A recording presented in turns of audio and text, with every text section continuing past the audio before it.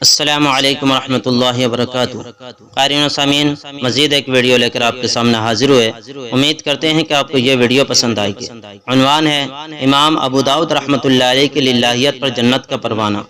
امام ابو داؤد رحمۃ اللہ علیہ ایک بڑے محدث گزرے ہیں۔ ایک مرتبہ وہ ایک کشتی کا سفر کر رہے تھے۔ ان کے سامنے سے ایک اور کشتی آ رہی تھی۔ ان کو سفر کے دوران اس وقت چھینک آئی جب سامنے سے آنے والی کشتی بالکل قریب تھی۔ جس بندے کو چھینک آئے اسے چاہیے کہ الحمدللہ کہے، اور الحمدللہ کے الفاظ سننے والے کو چاہیے کہ وہ اس کو جواب میں یرحمک اللہ کہے۔ اس کے بعد چھینکنے والا آدمی اس کے جواب میں یہدیکم اللہ کہے۔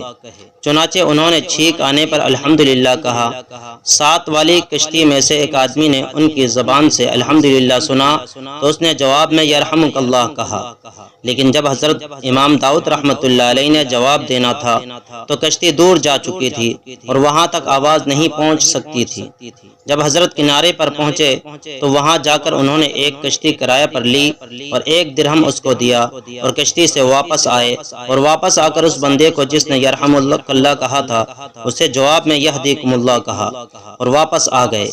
رات کو جب سوئے تو خواب میں کسی کہنے والے نے کہا، ابو داؤد کو مبارکبادی دے دو کہ اس نے 1 درہم کے بدلے میں اللہ تعالیٰ سے جنت خرید لی ہے۔ اللہ اکبر۔ محدثین اللہ کی رضا کے لیے یوں اخلاص کے ساتھ عمل کرتے تھے، اس وجہ سے آج ان کا فیض جاری ہے۔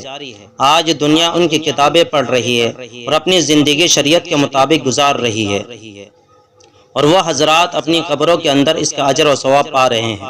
تو اخلاص والے بندے کی محنت چھوٹی اور اسے اجرت موٹی ملتی ہے، اور کام تو تھوڑا کرتا ہے اور اللہ تعالیٰ کی طرف سے اجرت بڑا پا لیتا ہے۔ تو قارئین و سامعین، ہمیں بھی چاہیے کہ ہم اخلاص کے ساتھ نیک اعمال کریں اور اللہ رب العزت کے نزدیک محبوب بن جائے اور مقبول اعمال کرنے والے بن جائے۔ جزاکم اللہ خیر و احسن الجزاء۔